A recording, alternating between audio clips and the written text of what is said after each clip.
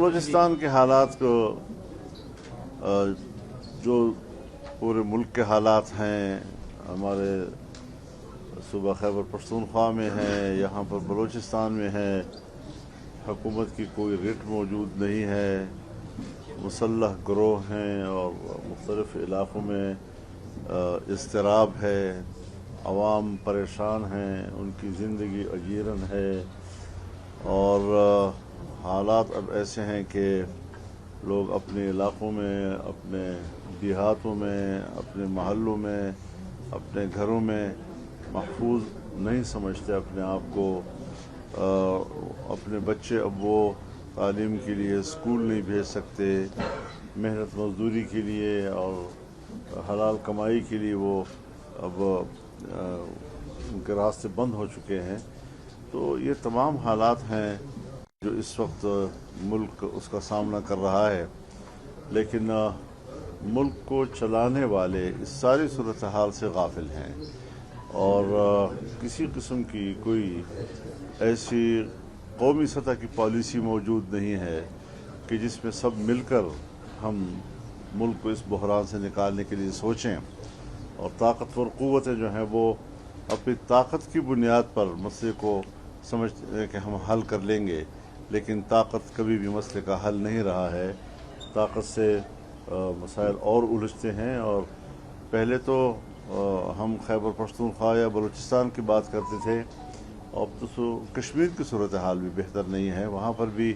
ایک اضطراب ہے اور وہاں پر بھی لوگ مہینے سے زیادہ عرصہ ہو گیا دھرنا دیے ہوئے ہیں، اور وہ بار بار ہمیں آواز دے رہے ہیں کہ ہمارے مسئلے کو آپ حل کریں، لیکن اس پر بھی حکومت کی طرف سے اب تک کسی قسم کا کوئی رابطہ نہیں ہو رہا، نہ اس پر کوئی جواب آ رہا ہے، نہ وہ یہ سوچ رہے ہیں کہ ہم کسی کو اس میں کردار ادا کرنے دیں۔ تو یہ ساری وہ چیزیں ہیں جو میں سمجھتا ہوں کہ اس وقت قومی سطح پر مشاورت کے محتاج ہیں اور ایک انصاف پر مبنی پالیسی بنانے کا تقاضا کرتی ہے۔ اچھا مولانا صاحب،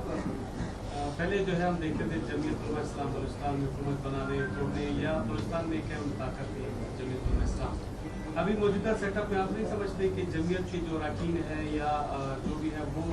حقیقی جیالے نظر نہیں آتے، جو جمعیت کے مولانا ہیں، قاری ہیں، حافظ ہیں، یہ نظر نہیں آتے، جو نیگٹیبلز ہیں وہ جمعیت میں آ گئے اور اراکین پارلیمنٹ میں بھی یہی آج ہوتے ہیں، لیکن اب ان کا وہ کردار نہیں رہا ہے۔ یہاں پر جو ہے حکومتوں کے خلاف تنقید بھی کی جاتی ہے، ان کو ہار بھی پہنایا جاتا ہے آپ کے اراکین کی جانب سے، تو اس کی کیا وجہ ہے کہ اب وہ جو جمعیت کے اصل ورکرز تھے وہ نظر نہیں آتے بلکہ الیکٹیبلز جمعیت کی جگہ آتے ہیں؟ یہ سوال آپ کے ذہن میں کیوں آئے گا؟ یہ ہمارے ذہن میں کیوں نہیں آ رہا؟ میرے خیال میں اس کو ہم پہ چھوڑیں، کچھ چیزیں ہمارے اپنے گھر کی ہوتی ہیں۔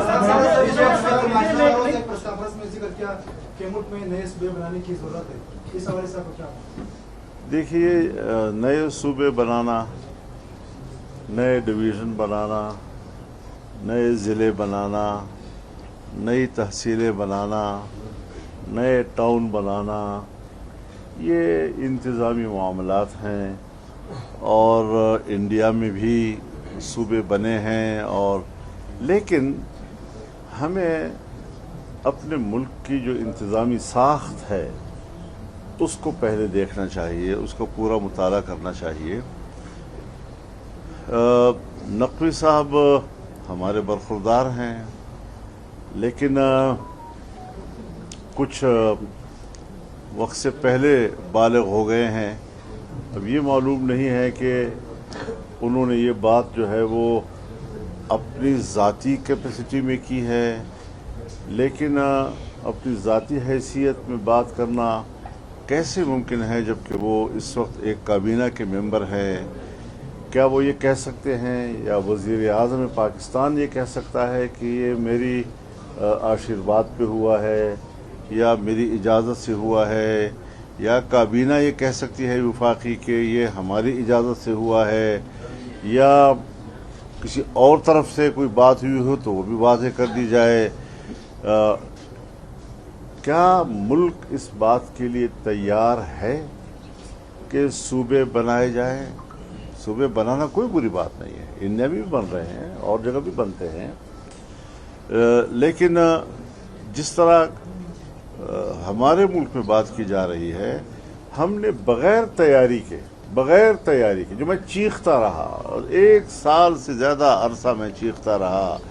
कि फाटा अभी इंज़माम के काबिल नहीं बना है, हमारे सर पे थोप दिया कि तुम तो इंज़माम के मुखालिफ हो। हमने कहा नहीं, हम इंज़माम के ख़िलाफ़ नहीं हैं। ये एक